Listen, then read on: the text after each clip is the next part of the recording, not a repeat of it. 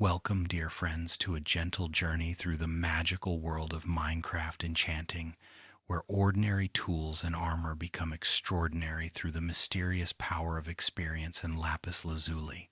Tonight, we will explore 120 facts about enchantments, those shimmering purple effects that transform simple iron swords into legendary weapons and humble diamond boots into artifacts of protection. These facts are not told with excitement or urgency, but rather with the calm, steady rhythm of a bedtime story, meant to ease your mind while celebrating the intricate systems that make Minecraft so endlessly engaging.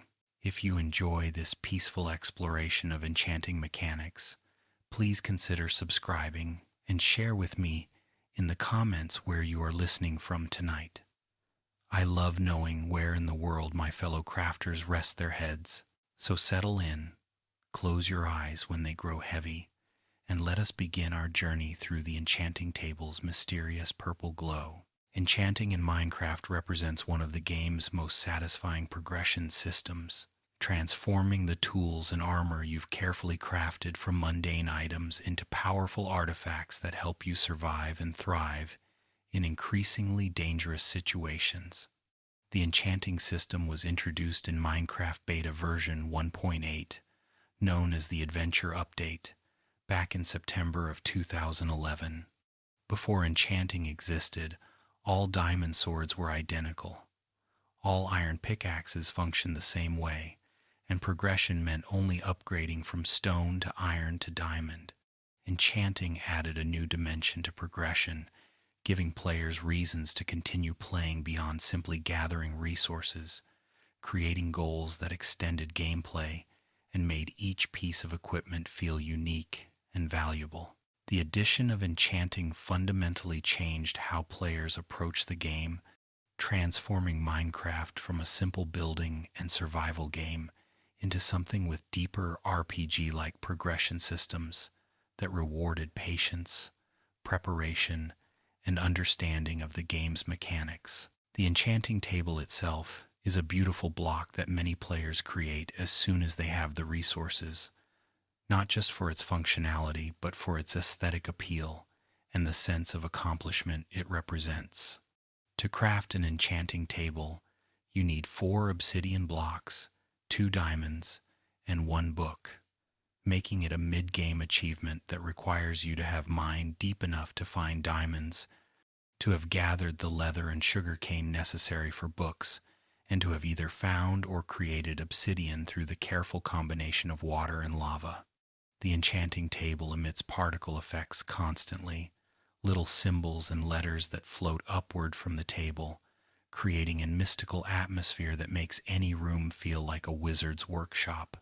These floating symbols are not random decorations, but actually letters from the standard galactic alphabet, the writing system used in the Commander Keen video game series, which Minecraft borrowed as its enchanting language. The symbols create an ambiance of ancient magic and forgotten knowledge, suggesting that enchanting taps into forces older and more mysterious than the simple crafting and mining that define most of Minecraft's mechanics. The standard galactic alphabet that floats around enchanting tables and appears in the enchanting interface is a simple substitution cipher where each letter of the English alphabet is replaced with a unique symbol. While the symbols look mystical and ancient, they actually spell out English words when translated, though these words are often nonsensical or humorous phrases that don't actually relate to the enchantments you receive. The phrases that appear in the enchanting interface are randomly selected from a pool of words and are meant purely for atmosphere rather than providing actual information about the enchantment you'll receive. Dedicated fans have fully decoded the standard galactic alphabet, creating translation guides that allow players to read the floating text, though doing so reveals that the words are often silly phrases like cube or Klaatu Barada Nikto, the latter being a reference to the classic science fiction film The Day the Earth Stood Still. The use of this fictional alphabet adds mystery and charm to the enchanting process, making it feel like you're engaging with ancient magic even though the actual mechanics are based on mathematical probability and random number generation. Experience points, often abbreviated as XP, are the fuel that powers the enchanting system, representing your character's growth and learning through their actions in the Minecraft world. You gain experience by mining certain ores, smelting items in furnaces, breeding animals, fishing, trading with villagers, and most significantly, by defeating hostile mobs. Experience appears as small glowing orbs that float toward you when collected, and these orbs contain varying amounts of experience depending on their source. A zombie might drop 5 experience points, while the Ender Dragon drops 12,000. The experience you collect accumulates into levels, with each level requiring more experience than the last to achieve, creating a curve where early levels come quickly but higher levels take progressively longer to earn. Your experience level is displayed as a green number above your hotbar, and this number determines what enchantments you can apply to items. The experience system creates meaningful consequences for death, as you lose all your accumulated experience when you die, unless you return to your death location quickly enough to collect the orbs before they despair, making death feel significant without being so punishing that it discourages exploration and risk-taking. Lapis lazuli, that beautiful blue ore found deep underground, serves as the secondary fuel for enchanting alongside experience points, a change that was implemented in Minecraft version 1.8 to make enchanting slightly more challenging and to give lapis lazuli a practical purpose beyond decoration. Before this change, enchanting required only experience, but the addition of lapis lazuli as a requirement meant that players needed to mine and gather this specific resource, making enchanting feel more intentional and prepared rather than something you could do spontaneously whenever you had enough experience. You place lapis lazuli in a special slot in the enchanting interface, and each enchantment consumes 1 to 3 pieces of lapis, depending on the enchantment level you select. This addition was somewhat controversial when first implemented, as some players felt it added unnecessary complexity to a system that worked fine with just experience, but over time most players accepted it as a reasonable requirement that gave lapis lazuli value and made enchanting feel more ritualistic and special. The bright blue color of lapis lazuli fits aesthetically with the purple particle effects of enchanting, creating a visually pleasing combination that reinforces the magical atmosphere of the enchanting process.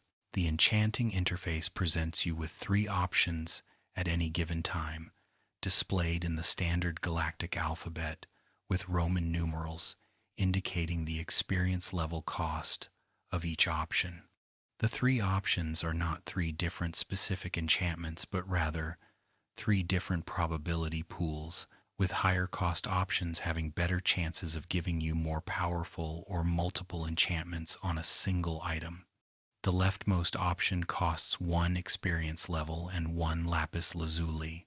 The middle option costs 2 levels and 2 lapis, and the rightmost option costs 3 levels and 3 lapis, though these numbers can increase if you have bookshelves surrounding your enchanting table, which we'll discuss shortly. When you select an option, the game runs its enchantment algorithm, randomly determining which enchantment or enchantments you receive based on complex probability calculations that factor in the item type, the enchantment level, and random chance. The element of randomness means that enchanting always involves some luck and uncertainty, that you can't simply choose exactly which enchantment you want, creating moments of excitement when you get the perfect enchantment and disappointment when you don't, giving enchanting an almost gambling-like quality that can be both frustrating and thrilling. Bookshelves surrounding your enchanting table increase its power, allowing you to access higher-level enchantments that are more powerful and more likely to grant multiple enchantments on a single item. To achieve maximum enchanting power, You need 15 bookshelves arranged around your enchanting table in a specific configuration. The bookshelves must be within 2 blocks of the table horizontally and at the same level or 1 block higher, with at least 1 block of air between the bookshelves and the table. This creates a classic enchanting room setup where bookshelves line the walls around the enchanting table, with enough space for the magical particle effects to flow from the bookshelves to the table, creating beautiful streams of symbols that reinforce the sense that you're channeling power from these repositories of knowledge. Each bookshelf adds a specific amount of enchanting power, and you need all 15 to reach the maximum power level of 30, which unlocks the strongest possible enchantments. Building a full enchanting setup requires 45 books total, 3 books per bookshelf times 15 bookshelves, which means gathering substantial amounts of leather from cows and paper from sugarcane, making a maxed enchanting setup a significant mid-game achievement that represents dedication and resource gathering. The maximum enchantment level of 30 became iconic in Minecraft, representing the gold standard of enchanting that players work toward from the moment they build their first enchanting table.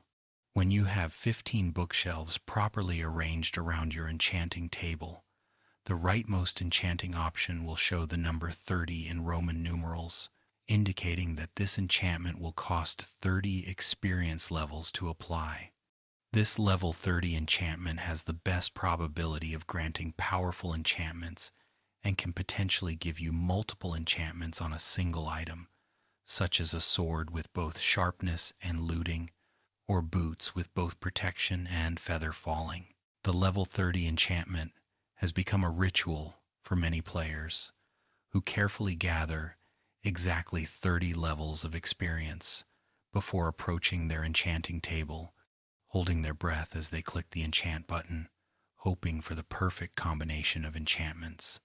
The number 30 has taken on almost mystical significance in the Minecraft community, representing the pinnacle of enchanting power and the moment when your carefully prepared equipment becomes truly extraordinary.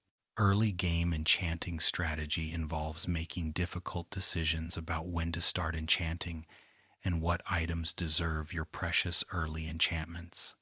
Many experienced players recommend waiting until you have diamond equipment before seriously investing in enchanting, as enchanting iron tools and armor means you'll soon replace those items when you upgrade to diamond, wasting the enchantments you applied. However, this creates a tension because diamond equipment takes time to acquire, and having enchanted iron gear can make the process of mining for diamonds safer and more efficient. Some players compromise by applying low-level enchantments to iron gear, using the lower-cost options that require only a few experience levels, saving their level 30 enchantments for diamond equipment. This strategic decision-making is part of what makes enchanting interesting. It's not just about randomly applying enchantments, but rather carefully planning when and how to use your resources to maximize their value and effectiveness throughout your progression. Protection is perhaps the most fundamental armor enchantment, reducing damage from almost all sources except for void damage and the divided by kill command.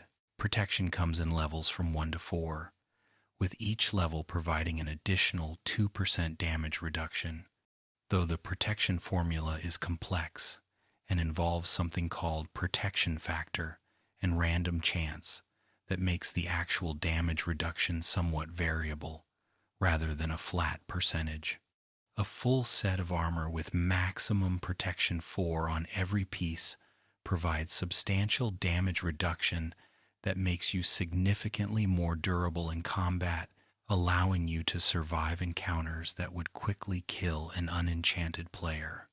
Protection is considered by many players to be the most versatile armor enchantment because it works against all damage types rather than being specialized for specific threats, making it the default choice for players who want reliable, all-around protection. The purple glow of enchanted armor creates a visual indicator that you've invested in your survival, that you're prepared for the dangers that await in caves, in the nether, and in the end dimension. Fire protection is a specialized protection enchantment that reduces damage specifically from fire, lava, and blaze attacks, providing more protection against these specific threats than regular protection would, but offering no benefit against other damage types. Fire protection, like regular protection, comes in levels from 1 to 4, with higher levels providing greater reduction to fire damage. A full set of armor enchanted with fire protection makes you highly resistant to fire-based threats, allowing you to swim in lava for extended periods, or tank hits from blazes with minimal damage. The specialized protection enchantments create interesting strategic choices. Do you want the versatility of regular protection, or do you want maximum defense against specific threats you expect to face frequently? Players who spend significant time in the Nether often prefer fire protection because that dimension is filled with fire-based hazards, while players focusing on other activities might find the general protection more valuable.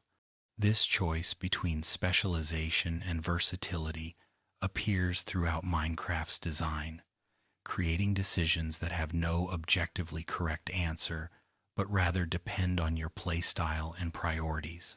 Blast protection reduces damage from explosions, including creeper explosions, TNT, and the various explosion-based attacks from hostile mobs like ghasts and withers.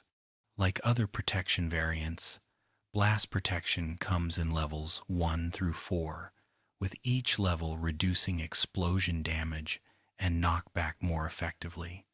The knockback reduction is particularly valuable, as explosions in Minecraft don't just damage you but also send you flying, potentially knocking you off cliffs, into lava, or into groups of additional mobs. Players who frequently deal with creepers or who enjoy working with TNT often prioritize blast protection, as it makes explosive threats much more manageable. The specialization of protection enchantments reflects a deeper philosophy in Minecraft's design. The game rarely provides single perfect solutions, but instead offers tools that excel in specific situations, encouraging players to maintain multiple sets of equipment for different purposes, or to make strategic compromises based on what threats they consider most important to defend against. Projectile protection reduces damage from projectiles, including arrows from skeletons, fireballs from ghasts and blazes, and even thrown tridents. This specialized protection is particularly valuable in combat-heavy situations where ranged attacks pose the primary threat, such as when fighting skeletons in dark areas, or when battling in the Nether, where ghasts are common. Like other protection enchantments, projectile protection comes in 4 levels, with higher levels providing greater damage reduction. The existence of 4 different protection variants, regular, fire, blast, and projectile, creates a metagame around armor preparation, where knowledgeable players might maintain multiple sets of armor for different situations, swapping out pieces depending on whether they're caving, exploring the Nether, or preparing for the end. This depth of preparation is characteristic of Minecraft's design philosophy, which rewards players who invest time in understanding systems and preparing appropriately for challenges, rather than simply rushing forward with a one-size-fits-all approach. Protection enchantments cannot be combined on the same piece of armor, creating a fundamental choice where you must decide which type of protection is most valuable to you. You cannot, for example, have both regular protection and fire protection on the same chest plate. The game treats these as incompatible enchantments that cannot coexist on a single item. This incompatibility forces meaningful decisions, rather than allowing players to simply stack every beneficial enchantment onto their armor, maintaining game balance by ensuring that protection has limits and that preparation involves compromise. Some advanced players work around this limitation by having different protection types on different armor pieces, such as fire protection on boots, blast protection on legs, projectile protection on chest, and regular protection on helmet, creating a mixed set that provides moderate defense against all threats rather than maximum defense against one. This mixing strategy demonstrates the depth of Minecraft's systems, where understanding mechanics allows for creative solutions that aren't immediately obvious but reward experimentation and thought. Sharpness is the most straightforward weapon enchantment, simply increasing the damage your sword or axe deals with each hit. Sharpness comes in 5 levels, with each level adding 1.25 additional damage on Java Edition or 1.25 damage per level on Bedrock Edition. These small differences between versions are remnants of the separate development histories of Java and Bedrock editions. A diamond sword naturally deals 7 damage, and with sharpness 5, it deals 11 damage per hit, making it significantly more lethal and allowing you to defeat hostile mobs much more quickly. The increased damage from sharpness makes combat more efficient, reducing the time and resources needed to defeat enemies and decreasing the risk that you'll take damage during prolonged fights. Sharpness is considered the most versatile combat enchantment because it increases damage against all mob types without restriction, making it the default choice for players who want reliable combat improvement without specialization. Smite is a specialized damage enchantment that increases damage specifically against undead mobs, including zombies, skeletons, wither skeletons, zombie pigmen, drowned, phantoms, and the wither boss. Smite provides more damage against these specific enemies than sharpness would, with Smite 5 adding 12.5 damage against undead mobs compared to Sharpness 5's 3 damage bonus. This massive damage increase makes Smite incredibly effective in situations where you're primarily fighting undead enemies, such as when clearing out a zombie spawner or when fighting in areas where undead mobs are common. However, Smite provides no bonus damage against non-undead mobs like creepers, endermen, or spiders, making it less versatile than sharpness. The choice between sharpness and smite represents another strategic decision. Do you want moderate improvement against all enemies, or do you want exceptional improvement against specific enemies? Many players maintain multiple swords with different enchantments, using sharpness for general purposes and swapping to smite when the situation calls for it, demonstrating how Minecraft rewards preparation and the maintenance of specialized tools for specific purposes. Bane of Arthropods is the 3rd damage enchantment, increasing damage specifically against arthropod mobs, which in Minecraft includes spiders, cave spiders, bees, silverfish, and endermites. Like Smite, Bane of Arthropods provides more specialized damage than Sharpness. Bane of Arthropods 5 adds 12.5 damage against arthropods. However, Bane of Arthropods is generally considered the least useful of the 3 damage enchantments because arthropod mobs are less common and less threatening than other mob types in most situations.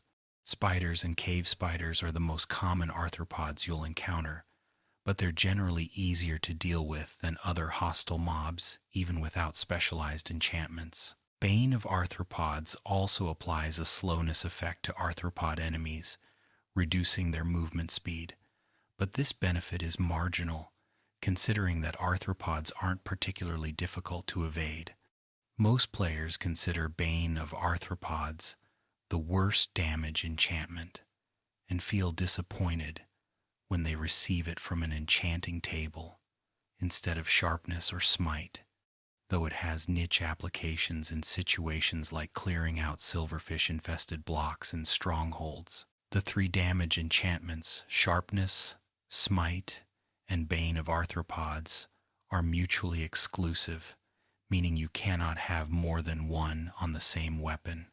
This incompatibility prevents you from creating an all-powerful sword that deals maximum damage to every enemy type, maintaining balance by forcing you to specialize or generalize. The mutual exclusivity of these enchantments is enforced both in the enchanting table, where you'll only ever receive 1 damage enchantment at a time, and in the anvil, where attempting to combine a sharpness sword with a smite book will fail.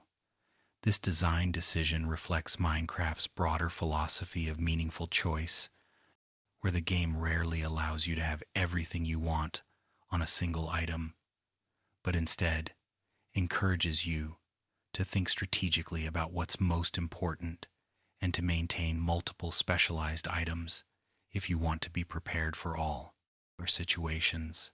The inability to stack damage enchantments keeps combat balanced and prevents players from creating weapons so powerful that they trivialize all threats.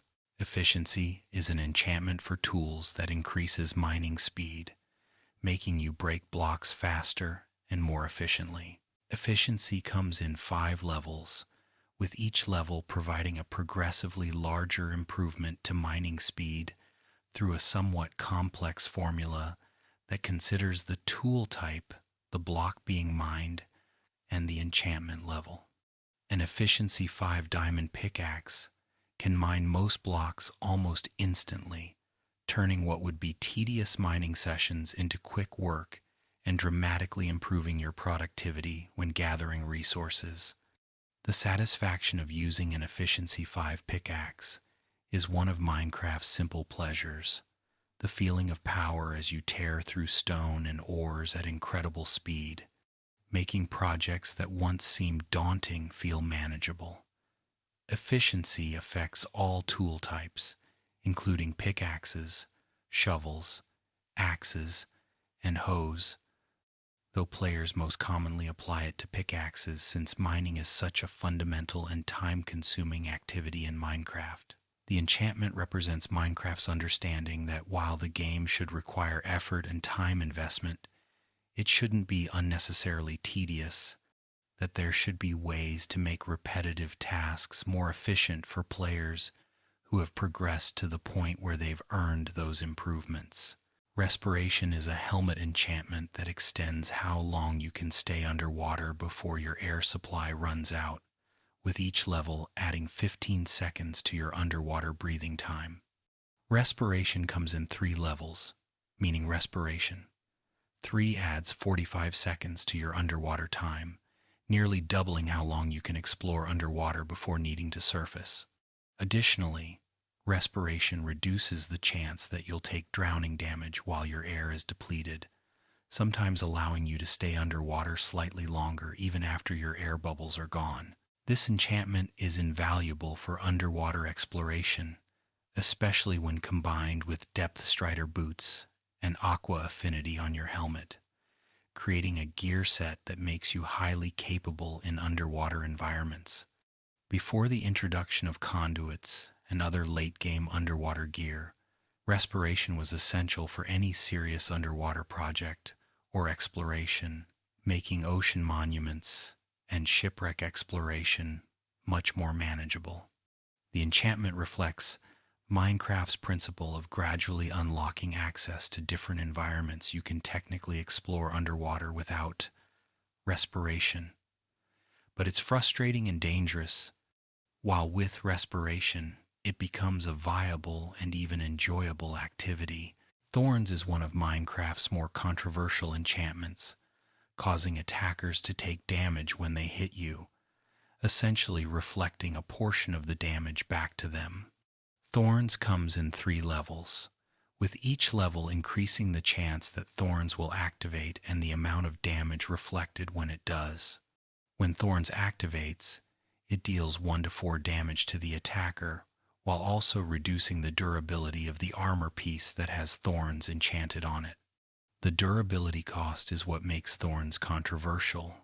While it provides automatic damage to attackers without requiring any action from you, it also causes your armor to break faster, potentially leaving you unprotected in the middle of combat if you don't monitor durability carefully. Many players avoid thorns on their primary armor sets because the durability cost outweighs the benefit, preferring to keep their armor lasting as long as possible. However, thorns can be valuable in specific situations, such as when you're fighting large groups of weak enemies like zombies, where the reflected damage helps you clear groups faster.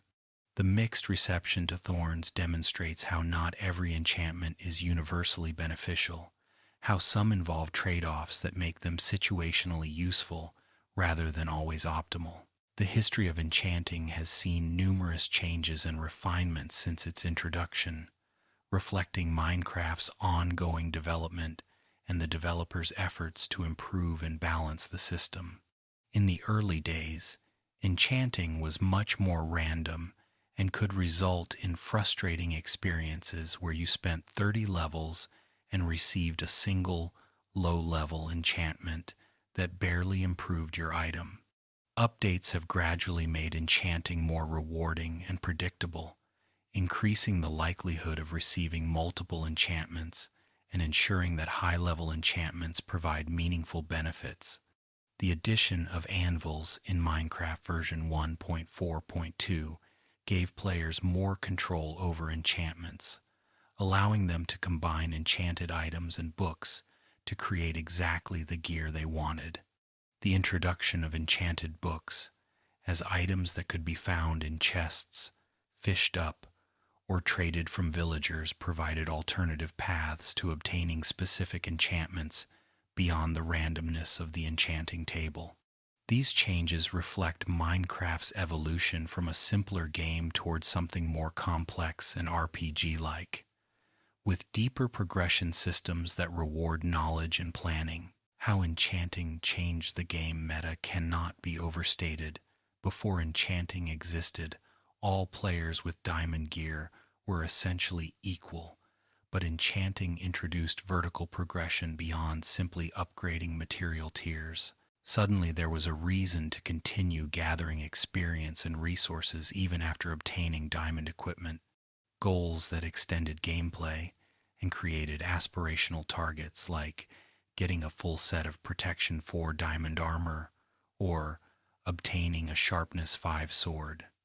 Enchanting added depth to combat by making your equipment quality matter significantly, turning fights from simple tests of player skill and armor tier into situations where preparation and gear optimization could mean the difference between victory and defeat.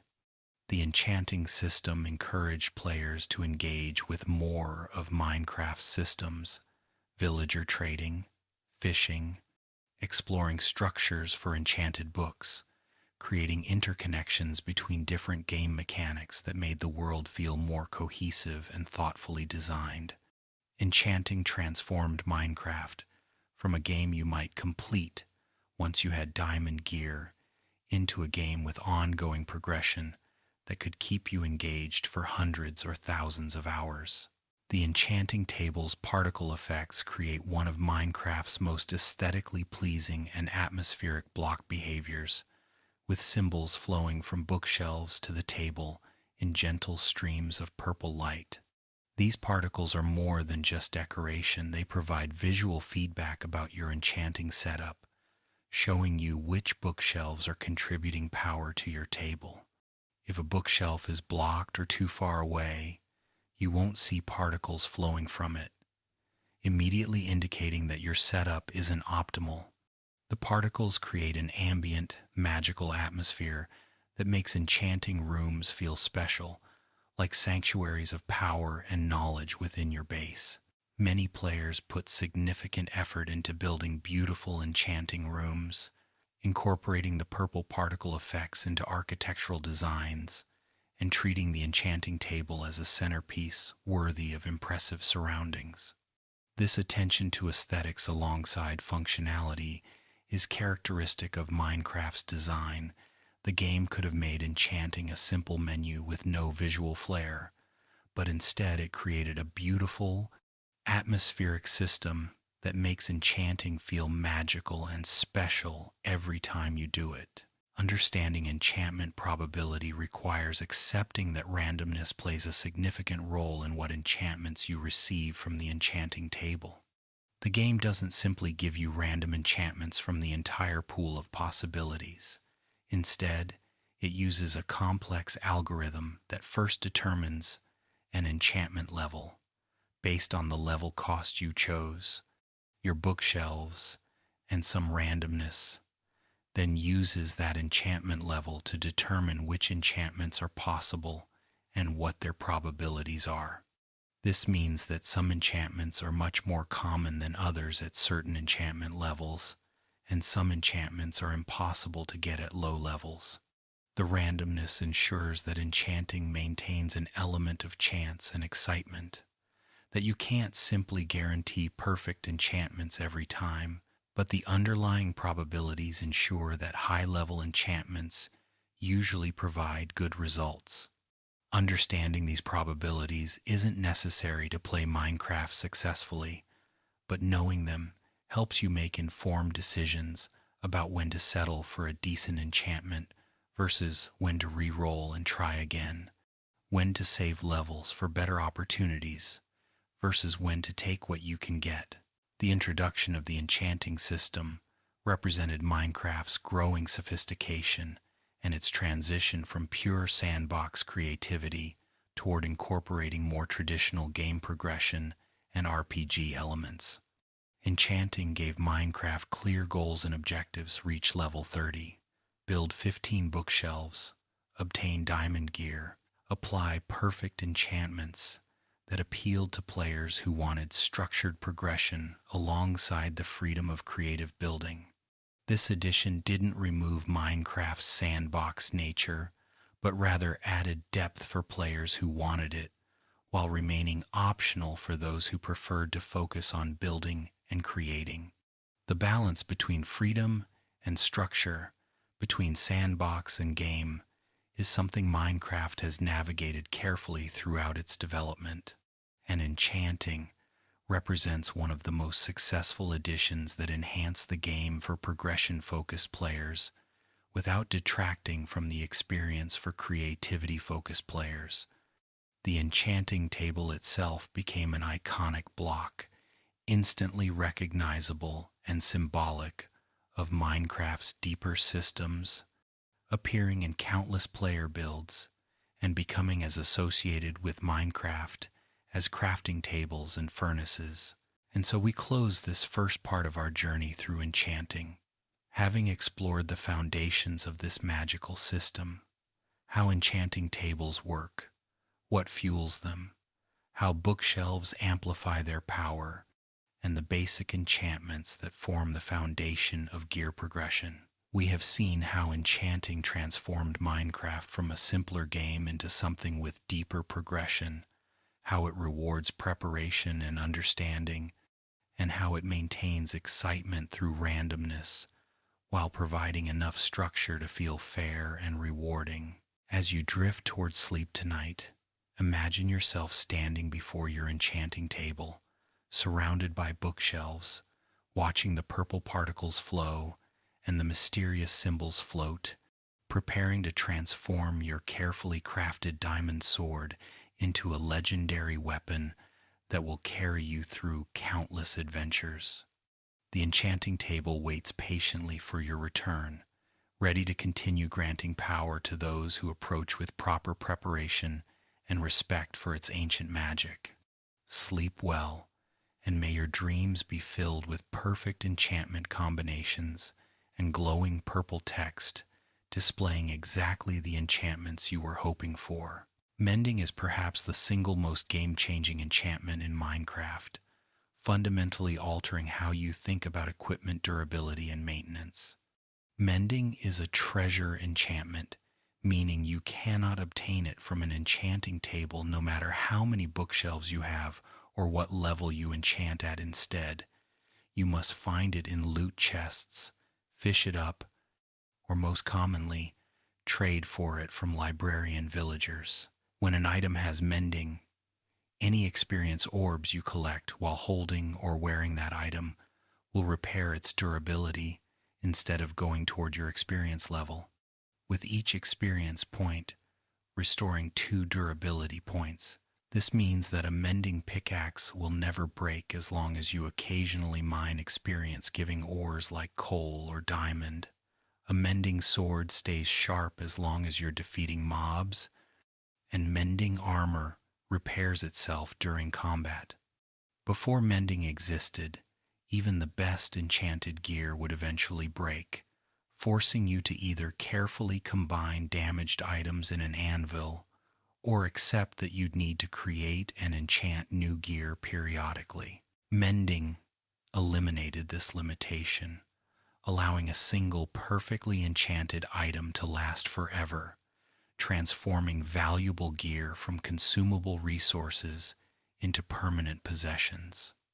The introduction of mending in Minecraft version 1.9 fundamentally changed the game's economy and progression systems. Suddenly, the primary goal wasn't just obtaining good gear, but obtaining good gear with mending, as anything without mending was considered temporary and inferior.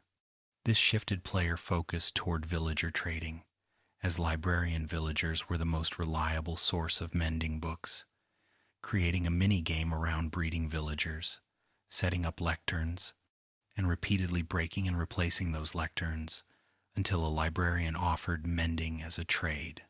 Some players spend hours setting up villager trading halls specifically to get mending books reliably, recognizing that the time investment pays off by providing unlimited access to this crucial enchantment. The Minecraft community quickly established that mending plus unbreaking 3 was the ideal combination for any gear you intended to use long-term, as unbreaking reduced how often items needed repair, while mending ensured they would never break completely. This combination became the gold standard, the baseline expectation for serious players' main equipment, demonstrating how a single enchantment could reshape the entire meta and create new priorities for progression. Frostwalker is one of Minecraft's most visually distinctive enchantments, causing water beneath your feet to temporarily transform into frosted ice as you walk, allowing you to walk across oceans and rivers without swimming. Frostwalker is another treasure enchantment unavailable from enchanting tables, found instead in loot or through fishing and trading. The enchantment comes in 2 levels, with Frostwalker 2 creating a larger radius of frozen water around you than Frostwalker 1, making it easier to create stable ice paths.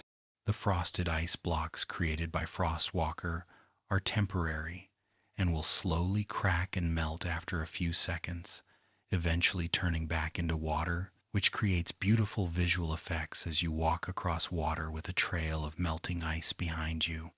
Frostwalker has practical applications beyond just looking cool. It allows you to cross water without boats, prevents you from taking damage from magma blocks underwater, and can be useful for creating temporary bridges. However, Frostwalker is incompatible with Depthstrider, forcing you to choose between walking on water or swimming through it faster. Another example of Minecraft requiring meaningful choices rather than allowing you to stack every beneficial enchantment. The Curse of Binding is Minecraft's first curse enchantment, introduced to add negative effects that create interesting risk-reward decisions and occasionally punish players with unfortunate enchanting results. Curse of Binding is a treasure enchantment that causes armor pieces or elytra to become permanently equipped.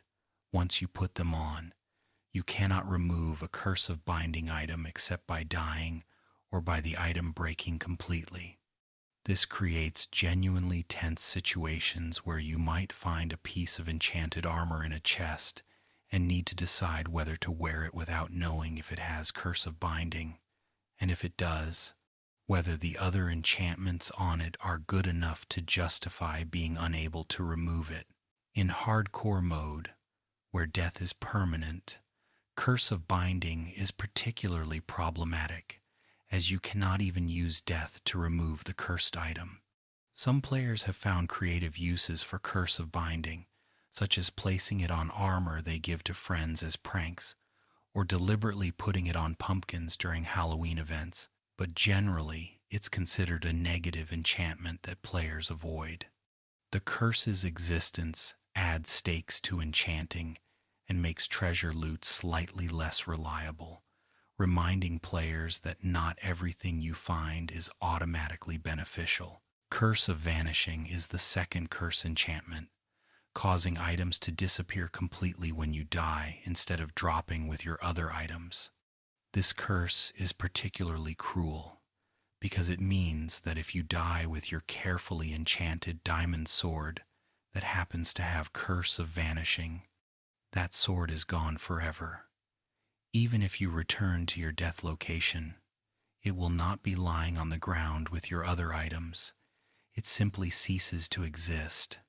Curse of Vanishing essentially makes items disappear, which in hardcore mode, or when playing far from home where retrieving items is unlikely anyway, matters less, but in regular survival mode where death is recoverable, it transforms any cursed item into a constant liability. Like Curse of Binding, Curse of Vanishing appears only as a treasure enchantment, meaning you won't get it from your enchanting table, but might find it on items in chests or from fishing.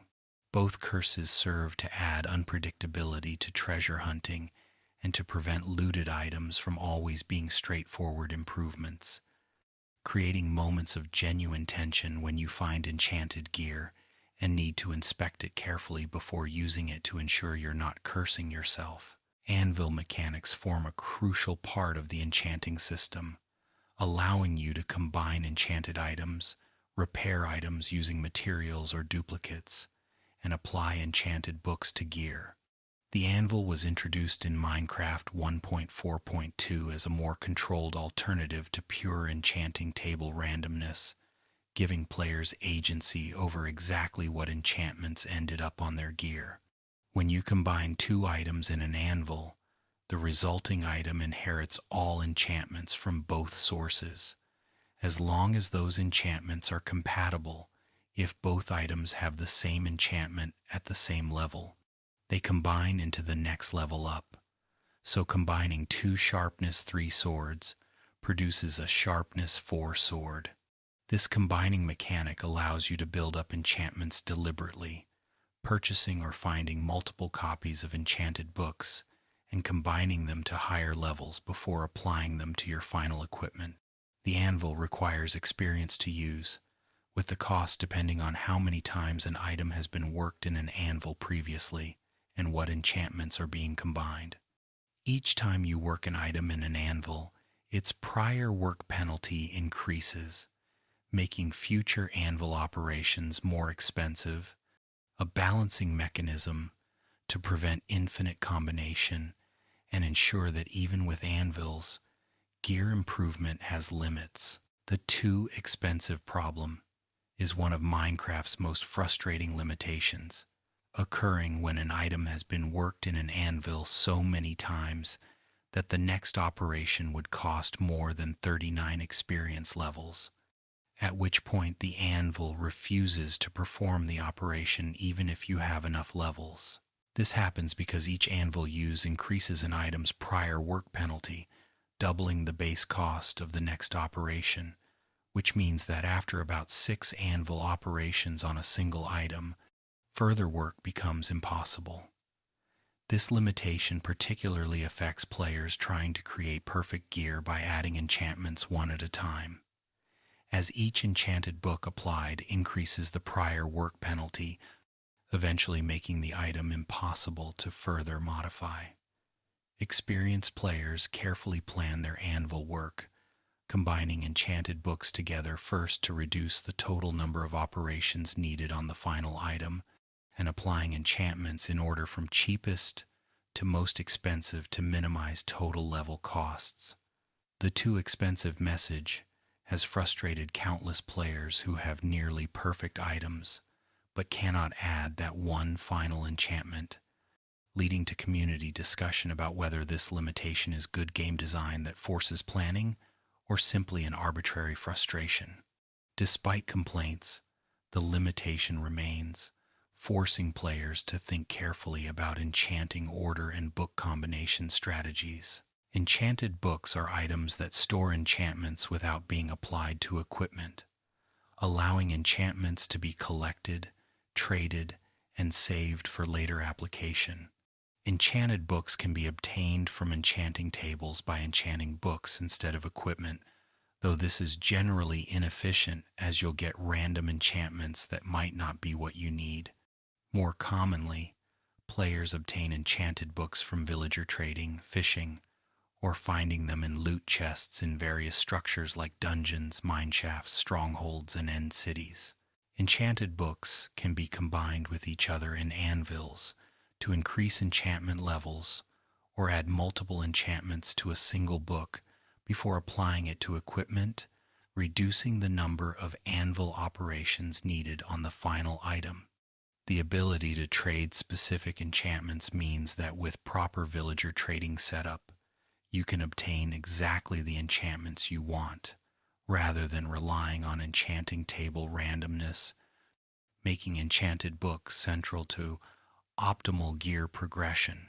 Many players maintain libraries of enchanted books organized by enchantment type, treating them as valuable resources to be carefully managed and deployed when creating new equipment. The existence of enchanted books creates a collectible aspect to enchanting, where accumulating a complete set of max-level enchanted books becomes a goal in itself. Librarian villagers are central to efficient enchanting progression because they trade enchanted books for emeralds, with each librarian offering one specific enchanted book trade that never changes once established. The process of obtaining specific enchantments from librarians involves placing a lectern near an unemployed villager, checking what enchanted book trade they offer, and if it's not what you want, breaking the lectern and replacing it to randomize their trade again.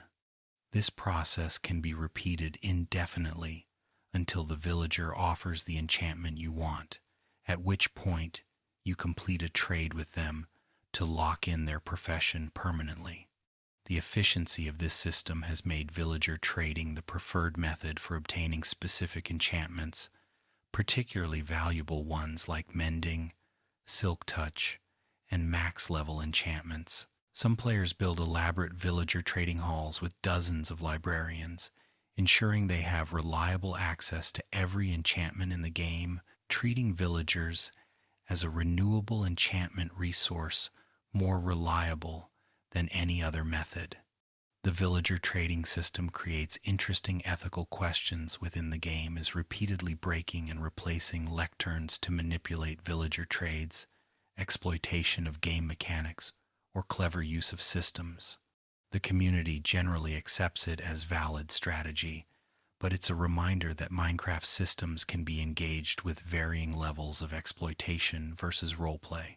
Fishing for enchanted books is a peaceful alternative to combat or villager manipulation, though it requires patience and the right enchantments on your fishing rod to be efficient. When fishing, you have a small chance to catch treasure items instead of fish, including enchanted books, enchanted fishing rods, enchanted bows, name tags, and saddles. The Luck of the Sea enchantment increases your chances of catching treasure while fishing, with Luck of the Sea 3 providing the maximum bonus. Combining Luck of the Sea 3 with Lure 3, which makes fish bite faster, creates an optimal fishing rod for treasure hunting, allowing you to catch enchanted books regularly if you're willing to invest the time. Away from keyboard fishing farms, automated contraptions that allow players to fish automatically while away from keyboard were extremely popular for enchanted book farming, until updates made them less effective. Even without automation, fishing remains a viable way to obtain enchanted books, while also gaining experience from catching items and a steady supply of fish for food. The meditative quality of fishing in Minecraft, watching your bobber float while listening to the water sounds, makes it a relaxing activity that some players enjoy specifically for its calming nature, making enchanted books a nice bonus rather than the primary motivation. Looting and fortune are similar enchantments that increase drops from different sources, with looting affecting mob drops while fortune affects block drops from mining. Looting comes in 3 levels and is applied to swords, increasing the maximum number of items mobs drop when killed, and increasing the chances of rare drops like wither skeleton skulls. Fortune also comes in 3 levels and is applied to pickaxes, increasing drops from ores like diamonds, lapis lazuli, redstone, emeralds, and coal, as well as increasing drops from melons, carrots, potatoes, wheat seeds, and other farmable blocks. A Fortune 3 pickaxe mining diamond ore can yield up to 4 diamonds per ore block instead of just 1, effectively quadrupling your diamond mining efficiency over time. Similarly, a looting 3 sword makes mob farming significantly more productive, increasing drops of items like ender pearls, gunpowder, and bones. Both enchantments are considered essential for resource gathering, with Fortune 3 pickaxes being among the first tools players enchant when they have access to level 30 enchantments. The difference between mining diamonds with and without fortune is dramatic enough that many players won't mine diamond ore at all until they have Fortune 3, instead mining around the ore and marking its location to return with proper enchantments later. Silk Touch is perhaps the most strategically interesting tool enchantment because it fundamentally changes how tools interact with blocks, allowing you to collect blocks in their original form rather than their processed form. With Silk Touch, mining stone gives you stone blocks instead of cobblestone. Mining glass gives you the glass back instead of breaking it into nothing. Mining ore blocks gives you the ore itself rather than the processed resource. And mining ice gives you ice blocks instead of water. Silk Touch is mutually exclusive with Fortune, meaning you must choose between collecting blocks intact or getting increased resource drops from ores. This incompatibility forces players to maintain multiple pickaxes at minimum, a Fortune pickaxe for ores and a Silk Touch pickaxe for blocks you want to collect intact. Silk Touch has countless applications: collecting ice for projects, moving grass blocks without turning them to dirt, obtaining spawners to display as trophies even though they won't function when moved, gathering blocks that would otherwise be difficult or impossible to collect. The strategic depth of choosing between Silk Touch and Fortune and knowing when to use each tool demonstrates Minecraft's design principle of meaningful choices that have different values in different situations, rather than one enchantment being universally superior. Unbreaking is an enchantment that makes items last longer by giving each durability-consuming use a chance to not actually consume durability, effectively multiplying how long items last before breaking. Unbreaking comes in 3 levels, with Unbreaking 3 giving a 67% chance that any durability-consuming action won't actually consume durability, effectively making items last about 3 times longer on average.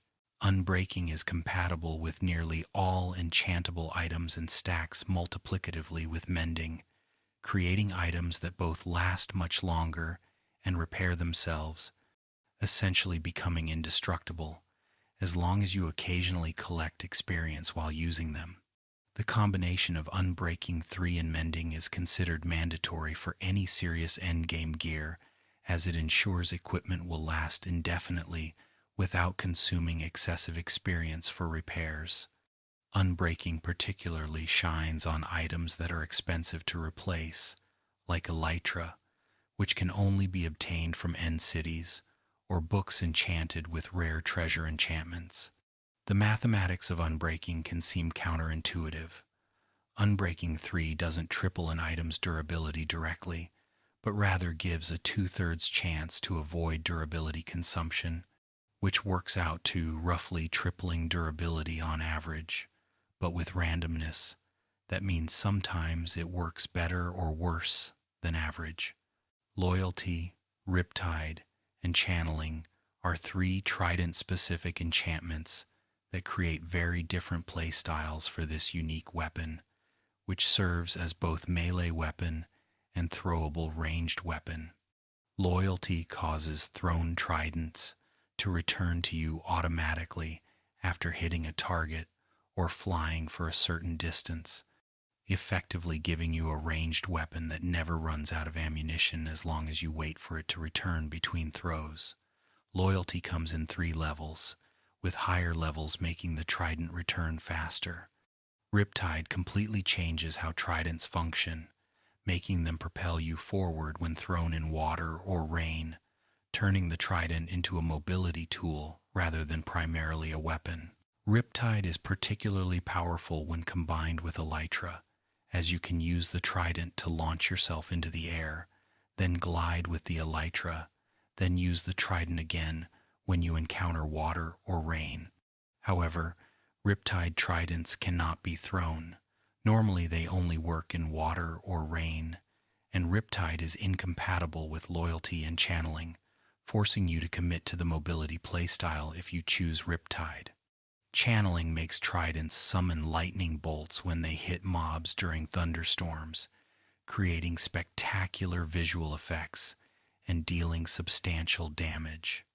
Channeling only works during thunderstorms, limiting its usefulness, but it's extremely satisfying and can be used strategically to create charged creepers or transform villagers into witches.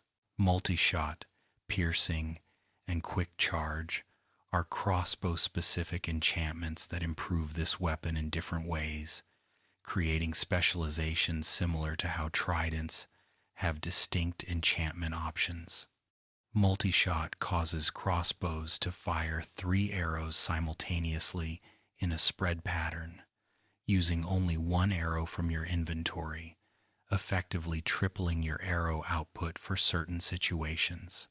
The spread means the 3 arrows don't all hit the same point, making multi-shot better for hitting multiple enemies or ensuring you hit targets at medium range rather than for long-distance precision.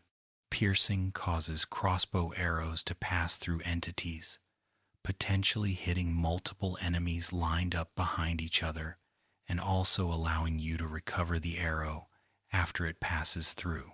Piercing comes in 4 levels, with each level allowing the arrow to pass through 1 additional entity. Quick Charge reduces the time needed to reload crossbows, with Quick Charge 3 making crossbows reload as fast as bows can shoot, eliminating the crossbow's primary disadvantage compared to bows.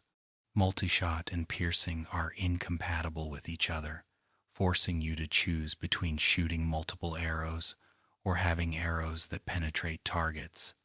These enchantments make crossbows feel like a distinct weapon category from bows rather than simply an alternative, with different strengths and optimization strategies.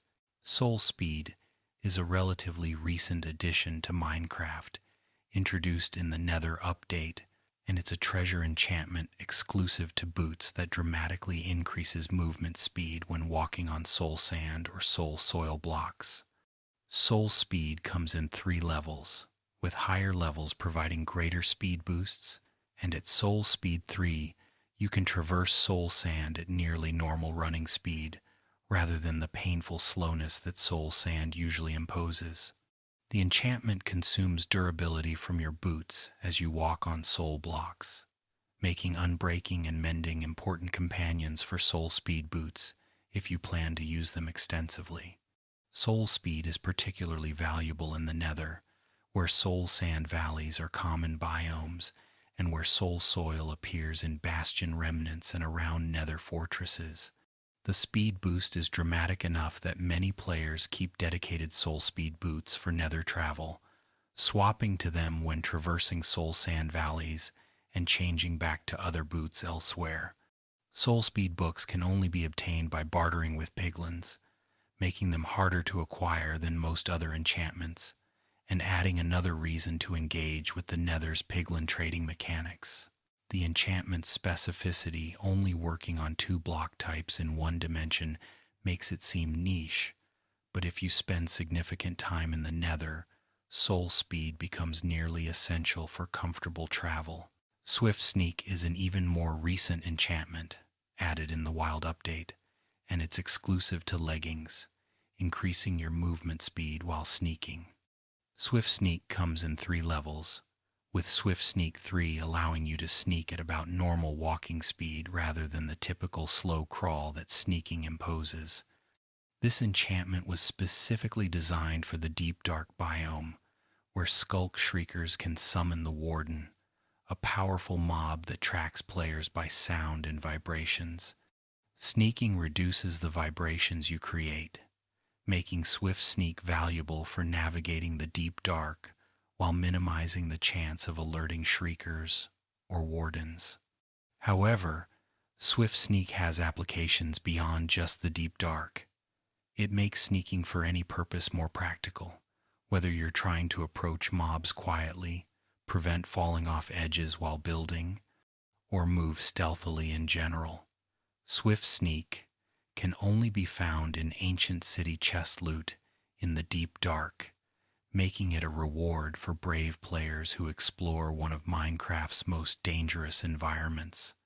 The enchantment represents Minecraft's ongoing development, showing how new enchantments continue to be added to address specific gameplay situations and encourage players to engage with newly added content.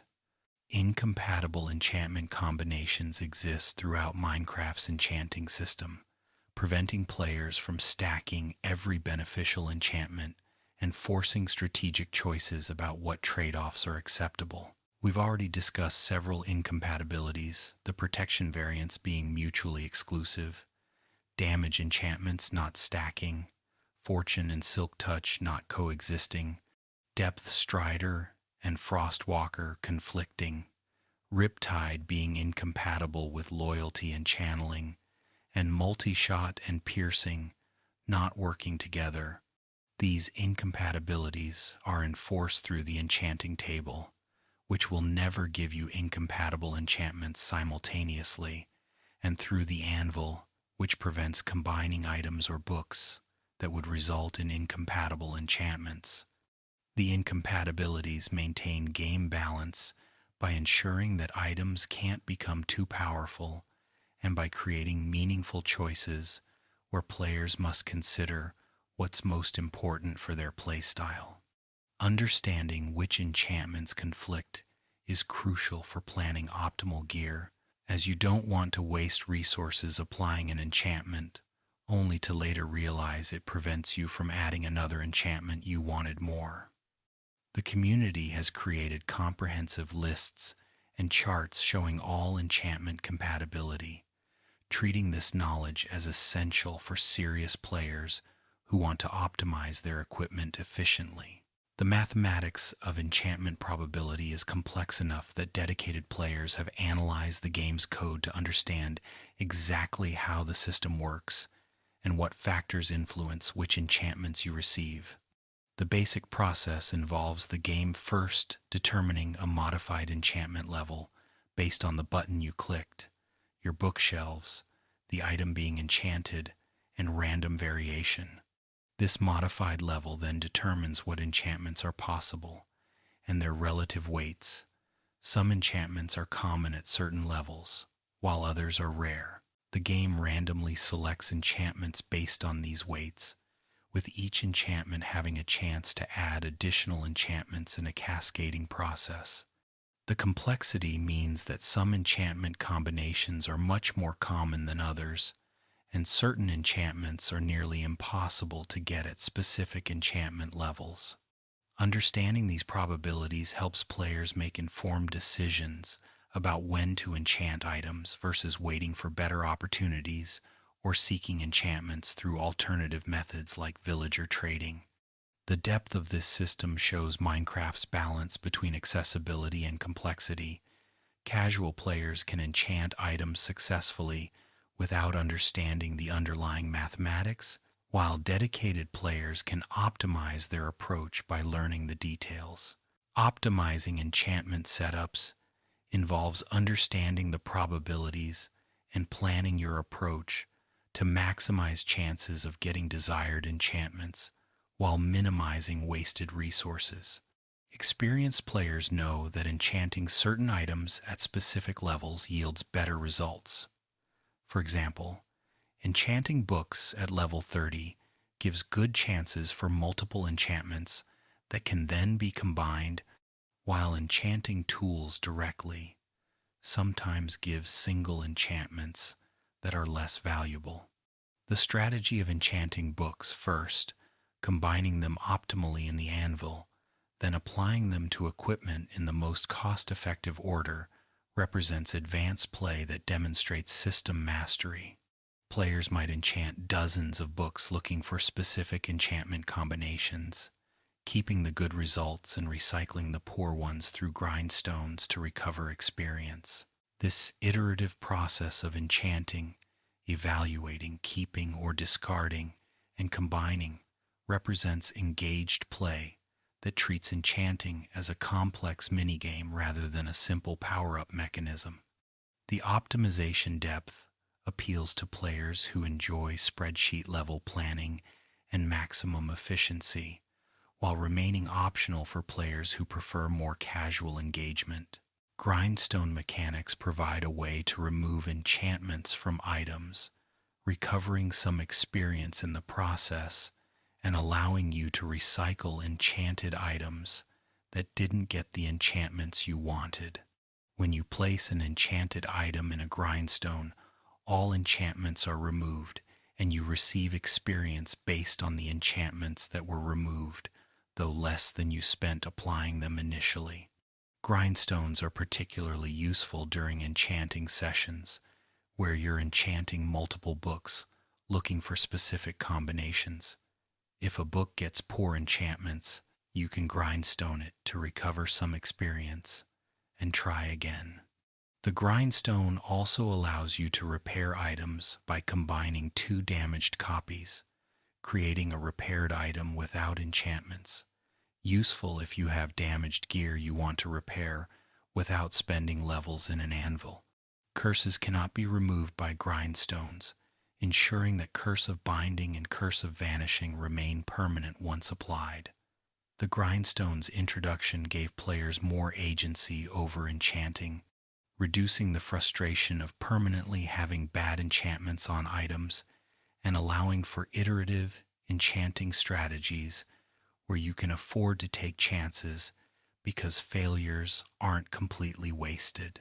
And so we close this second part of our enchanting journey, having explored the advanced enchantments that define optimal play mending's game-changing durability solution, specialized treasure enchantments like Frostwalker and Soul Speed, the curse enchantments that add risk, the complex anvil mechanics that allow precise control, and the incompatibilities that force strategic choices. We've seen how enchanting evolved from simple random bonuses into a sophisticated system with depth that rewards knowledge, planning, and engagement with Minecraft's broader mechanics. As you drift deeper into sleep, imagine yourself standing in your perfectly optimized enchanting room, surrounded by carefully organized enchanted books, with villagers trading exactly the enchantments you need, your gear steadily approaching perfection through careful planning and patient execution. The enchanting system waits for your return, offering infinite possibilities for optimization and improvement, ensuring that there's always another combination to try, another perfect piece of gear to create, another small efficiency to squeeze from the mechanics. Sleep peacefully, knowing that in Minecraft's world, Patience and preparation are always rewarded with power and capability that transform challenging adventures into manageable journeys. The perfect armor enchantment setup is something that players debate endlessly, with different combinations serving different purposes and playstyles, though certain core enchantments appear in nearly every optimal loadout. For general-purpose survival armor, most experienced players recommend Protection 4 on all pieces rather than mixing specialized protection types, as the versatility of protection makes it more valuable in most situations than specialized defenses. Beyond protection, your helmet should have Respiration 3 and Aqua Affinity for underwater activities. Your chestplate needs no additional enchantments beyond protection and unbreaking. Your leggings should have Swift Sneak 3 if you've obtained it from ancient cities, and your boots require Feather Falling 4, Depth Strider 3, and Soul Speed 3. All pieces should have Unbreaking 3 and Mending to ensure they last indefinitely. The one controversial enchantment is Thorns, which many players skip on their main armor set due to the durability cost, though some players include Thorns 3 on all pieces for the automatic damage it provides. This perfect setup represents the culmination of enchanting progression, requiring multiple treasure enchantments and careful planning to avoid the too expensive anvil limitation.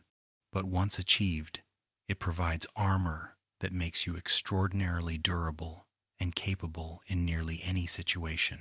Perfect tool enchantment combinations vary by tool type but share the common thread of Efficiency 5, Unbreaking 3, and Mending appearing on nearly every endgame tool. Your primary pickaxe needs Fortune 3 for mining ores, while a secondary pickaxe with Silk Touch handles blocks you want to collect intact. Some players maintain a single pickaxe with both Fortune and Silk Touch by using commands or exploiting game mechanics, though this isn't possible in pure survival mode. Your axe should have Efficiency 5 for cutting wood quickly, though in PvP situations some players prefer Sharpness 5 axes for combat, creating tension between utility and combat optimization. Shovels benefit greatly from Efficiency 5, making terraforming and excavation dramatically faster, though Silk Touch shovels are useful for collecting grass blocks. Hoes receive significant enchantment buffs in recent updates, now able to hold Efficiency, Fortune, and Silk Touch, making them useful for farming large areas of crops efficiently. The satisfaction of having a complete tool set of perfectly enchanted equipment, each tool optimized for its specific purpose, with maximum efficiency and unlimited durability, represents one of Minecraft's most tangible achievement milestones, a moment where your preparation and progression crystallize into permanent capability. Perfect weapon loadouts depend heavily on what enemies you expect to fight most frequently, creating opportunities for specialization or requiring compromises for versatility. A general-purpose sword should have Sharpness 5, Looting 3, Sweeping Edge 3 on Java Edition, Unbreaking 3, and Mending, creating a weapon that deals excellent damage to all mob types while maximizing drops and lasting indefinitely. However, dedicated players often maintain specialized weapons, a Smite 5 sword for undead farming, particularly useful when fighting in wither skeleton farms or during zombie sieges, and perhaps a Fire Aspect sword for cooking meat from animals while fighting. Some players prefer axes to swords in combat due to axes dealing more damage per hit in Java Edition, though axes attack more slowly and don't have access to looting or sweeping edge. Tridents with Loyalty 3, Impaling 5, Unbreaking 3, and Mending serve as specialized weapons for underwater combat and ranged attacks, while Riptide Tridents sacrifice combat capability for mobility. Bows should have Power 5, Infinity, or Mending, though these are mutually exclusive.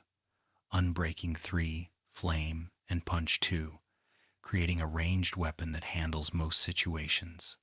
Crossbows with quick charge 3, multi-shot or piercing 4, unbreaking 3, and mending provide an alternative ranged option with different strengths. The variety of viable weapon configurations demonstrates Minecraft's successful balance between having optimal choices and allowing room for personal preference and situational specialization.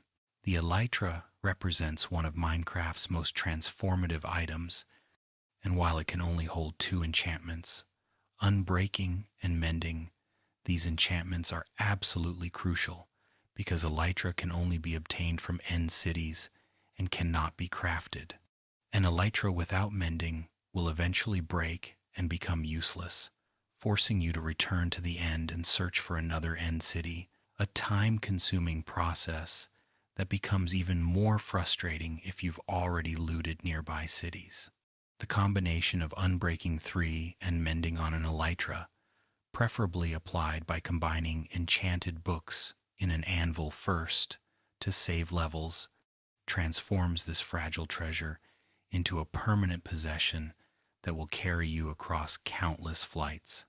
The elytra's enchanting simplicity compared to other equipment creates an interesting contrast. This incredibly powerful item that revolutionizes transportation and makes exploration vastly more enjoyable requires only 2 enchantments, and to perfect, yet those 2 enchantments are absolutely non-negotiable, making finding or trading for mending books one of the first priorities after obtaining an elytra. The sight of enchanted elytra equipped on your character, glowing faintly purple as you soar through the sky, represents freedom and mastery of Minecraft's mechanics in a visceral, immediate way that few other items match. Fishing rod enchantments create interesting optimization puzzles because fishing serves multiple purposes and different enchantments support different fishing goals. For treasure hunting through fishing, the optimal rod has Luck of the Sea 3, Lure 3, Unbreaking 3, and Mending, maximizing your chances of catching enchanted books and other treasure while making fish bite quickly and ensuring your rod lasts indefinitely. Luck of the Sea 3 is the crucial enchantment here, substantially increasing treasure catch rates and making fishing a viable method for obtaining enchanted books. Lure 3 reduces waiting time between catches, making fishing less tedious and increasing catches per hour. Some players prefer to keep mending off fishing rods and instead use Unbreaking 3 alone, as the durability is usually sufficient for most fishing sessions, and having mending compete with armor and tools for experience orbs can be inconvenient. Away from keyboard fishing farms, automated contraptions that allowed players to fish continuously while away from their keyboard were nerfed in Java Edition version 1.16, reducing their effectiveness for treasure farming, but not eliminating them entirely. Even after the nerfs, fishing remains a peaceful, meditative way to obtain enchanted books and other treasures while generating experience and food, making properly enchanted fishing rods valuable tools in any survival world. The bow versus crossbow debate in Minecraft's ranged combat meta involves comparing enchantment options alongside mechanical differences, with each weapon offering distinct advantages that make both viable choices. Bows can have infinity, which allows you to shoot unlimited arrows as long as you have at least one regular arrow in your inventory, making bows incredibly economical for general use. However, infinity is incompatible with mending, forcing you to choose between unlimited arrows and unlimited durability. Most players choose infinity and simply craft new bows when old ones break, as bows are relatively cheap to make. Crossbows cannot have infinity, but can have multi-shot or piercing, enchantments that provide unique capabilities bows lack. Multishot's ability to fire 3 arrows using only 1 arrow creates similar economy to Infinity, while also providing spread that helps hit moving targets.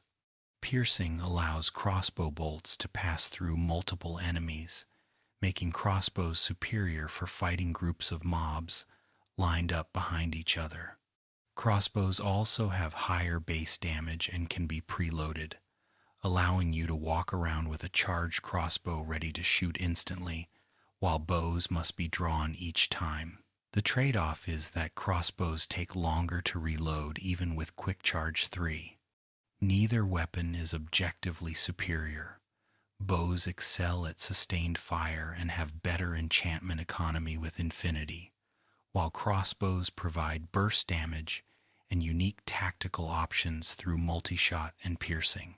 Thorn's damage mechanics are more complex than they initially appear, with the enchantment's effectiveness depending on understanding exactly how it calculates damage reflection and durability consumption. When you're hit while wearing Thorn's enchanted armor, each piece of Thorn's armor has an independent chance to activate and reflect damage back to the attacker. The chance for Thorns to activate is 15% per Thorn's level, meaning Thorns 3 has a 45% chance to activate per piece of armor worn. When Thorns activates, it deals 1 to 4 damage to the attacker, with damage increasing at higher Thorns levels.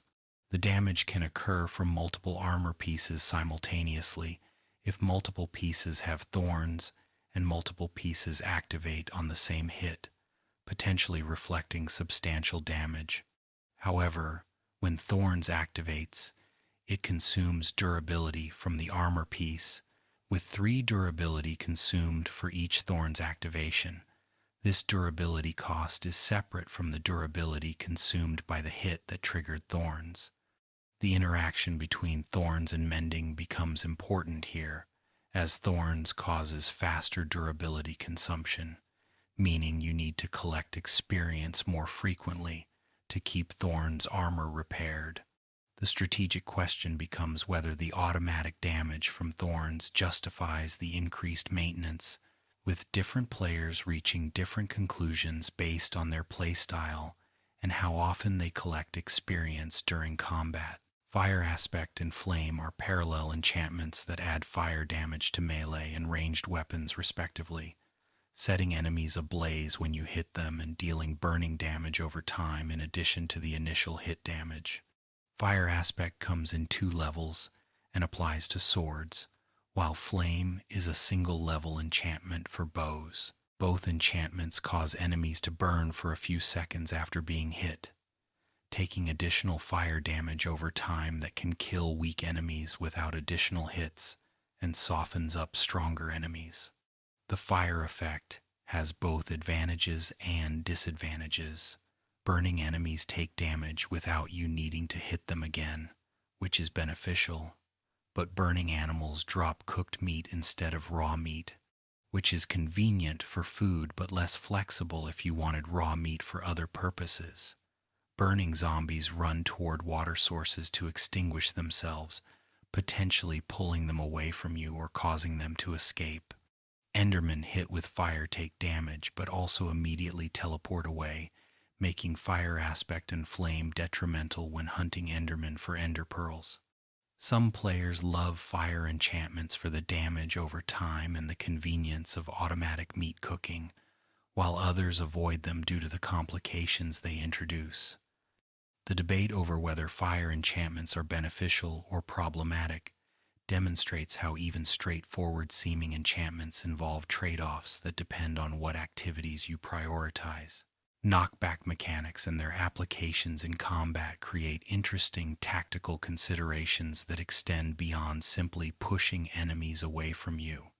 Knockback is an enchantment that increases how far enemies are pushed when you hit them, coming in 2 levels with knockback, 2 pushing enemies substantially farther than normal hits. Knockback can be beneficial for keeping dangerous enemies at a distance, preventing them from hitting you by constantly pushing them back before they can attack. However, knockback can also be detrimental because it pushes enemies away, requiring you to chase them to continue attacking, which can be annoying and inefficient. In situations where you're fighting near cliffs or lava, knockback can push enemies to their death, which is beneficial if you're simply trying to survive but detrimental if you wanted their drops. Knockback becomes problematic when fighting Endermen, as knocking them back often triggers their teleportation, making combat more difficult. Many PvP players dislike knockback because it pushes opponents away, making it harder to land multiple hits quickly. The optimal approach for most players is maintaining separate weapons, one with knockback for situations where controlling enemy positioning is valuable, and one without knockback for general use, where you want enemies to stay close enough to hit repeatedly. Depth Strider versus Frostwalker represents one of Minecraft's most interesting enchantment trade-offs, with both providing movement benefits in water, but through completely different mechanisms that serve different purposes. Depth Strider increases your swimming speed, coming in 3 levels, with Depth Strider 3 allowing you to swim at nearly normal walking speed rather than the slow movement that water normally imposes. Depth Strider is invaluable for underwater exploration, making ocean monuments, shipwrecks, and underwater ruins much easier to navigate, and combining Depth Strider with Respiration creates a highly capable underwater explorer. Frostwalker creates ice beneath your feet when walking on water, allowing you to walk across oceans without swimming, though the ice is temporary and melts after a few seconds. Frostwalker prevents fall damage from magma blocks, as the ice it creates replaces the magma block temporarily. However, Frostwalker can be problematic in some situations. It prevents you from swimming when you want to, as you'll keep creating ice beneath your feet, and it can interfere with boat travel by creating ice under your boat.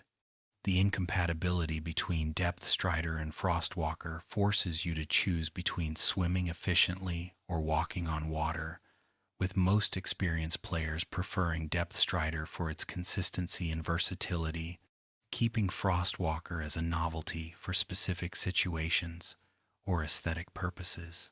Feather falling and fall damage calculations reveal interesting mathematics about how Minecraft's damage systems work and how enchantments modify those systems. Feather falling reduces fall damage and comes in 4 levels, with each level reducing fall damage by 12%, meaning Feather falling 4 reduces fall damage by 48%. The reduction is substantial enough that falls which would normally kill you become survivable, and falls that would normally injure you become harmless. Feather falling also reduces Ender Pearl teleportation damage, as Ender Pearls use fall damage mechanics for their health cost. The enchantment is considered essential for boots by almost all players, as fall damage is one of Minecraft's most common death causes, and feather falling provides substantial protection with no downside or trade-off.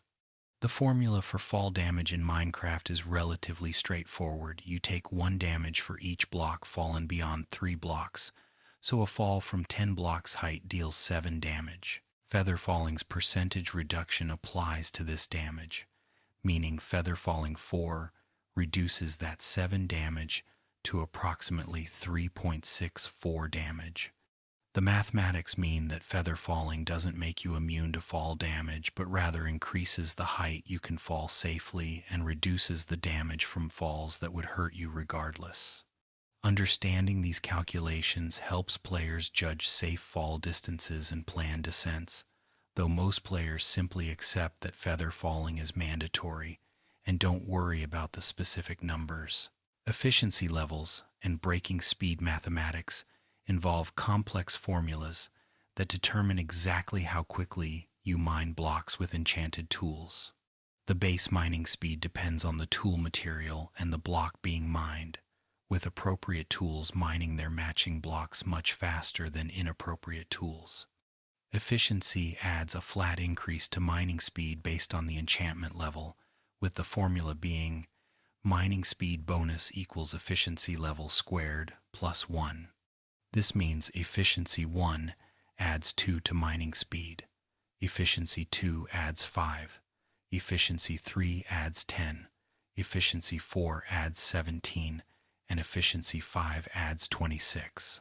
These bonuses apply to the base mining speed, so the percentage improvement depends on what you're mining and what tool material you're using. For diamond pickaxes mining stone, efficiency 5 represents roughly a 300% improvement over no enchantment, while for softer blocks the percentage improvement is lower because the base speed is already high. The most noticeable benefit of efficiency 5 is that many blocks become instant mine blocks, breaking in a single tick rather than requiring visible breaking animation, which dramatically improves mining satisfaction and efficiency. The feeling of tearing through stone or dirt with an efficiency 5 tool is one of Minecraft's most satisfying power progressions, transforming tedious gathering into swift work that makes large projects feel achievable rather than daunting. Aqua Affinity is a simple helmet enchantment that removes the mining speed penalty that normally applies when mining underwater, allowing you to mine at normal speed even when submerged.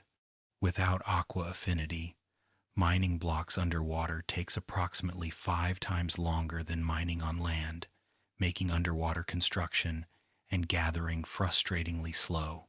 Aqua Affinity completely eliminates this penalty, making underwater mining exactly as fast as surface mining, which is transformative for any underwater project. The enchantment has only one level and is compatible with all other helmet enchantments, making it an automatic inclusion on any serious survival helmet. Before obtaining Aqua Affinity, players often use temporary air pockets to mine while technically not underwater, or they accept the speed penalty as unavoidable, making Aqua Affinity's acquisition a noticeable quality of life improvement. Combined with respiration for longer underwater time and depth strider for faster underwater movement, Aqua Affinity completes the trinity of underwater exploration enchantments that transform the ocean from a hostile environment into a navigable space. The simplicity of Aqua Affinity, it just removes a penalty rather than adding a new capability, makes it easy to overlook, but players who spend time underwater quickly recognize it as essential rather than optional. Channeling and thunderstorm mechanics create one of Minecraft's most dramatic visual effects when used properly, though the enchantment's requirement that thunderstorms be active limits its practical utility. Channeling causes thrown tridents to summon lightning bolts at their impact location, but only during thunderstorms during clear weather. Channeling tridents function as normal tridents without lightning effects. Lightning summoned by channeling deals substantial damage to the struck mob and can have various effects. Creepers hit by lightning become charged. Creepers with increased explosion power and the ability to drop mob heads. Villagers hit by lightning transform into witches. Pigs hit by lightning become zombie pigmen, and mushrooms change color variants. These transformation effects make channeling valuable for specific farms or obtaining rare items, though the requirement for thunderstorms means you can't use it on demand. In multiplayer servers, channeling tridents during thunderstorms creates spectacular lightning shows that can be used for pranks, celebrations, or simply showing off. The enchantment's dramatic visual impact makes it popular despite its limited practical use, demonstrating that Minecraft enchantments serve aesthetic and entertainment purposes alongside purely functional ones. Some players keep channeling tridents specifically for thunderstorm play, equipping them when weather conditions allow, and enjoying the power fantasy of controlling lightning, even if it's not optimal for damage output. Impaling increases damage against aquatic mobs, making it the underwater equivalent of Smite or Bane of Arthropods, a specialized damage enchantment for a specific mob category. Impaling comes in 5 levels and affects guardians, elder guardians, squids, dolphins, turtles, cod, salmon, tropical fish, pufferfish, drowned, and in Bedrock Edition, any mob that's currently in water or rain. The Bedrock Edition behavior makes impaling much more powerful and versatile, as it essentially becomes a weather-dependent damage boost that works against all mobs during rain, while Java Edition's restriction to specifically aquatic mobs makes it more specialized and less commonly used. Impaling 5 adds 12.5 damage on Java Edition against aquatic mobs, making tridents with impaling devastating weapons for underwater combat, particularly against guardians and ocean monuments. However, since tridents are already strong weapons and most combat occurs on land where impaling doesn't help, many players skip impaling in favor of loyalty for general use. The enchantment represents good design for specific content.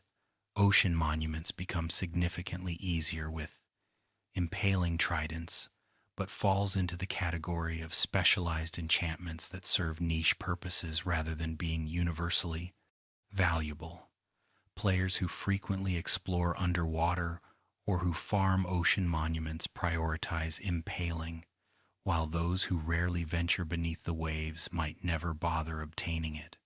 The enchanting table's random number generation system determines enchantment outcomes through a process that appears random to players, but actually follows deterministic rules based on seeds and algorithms.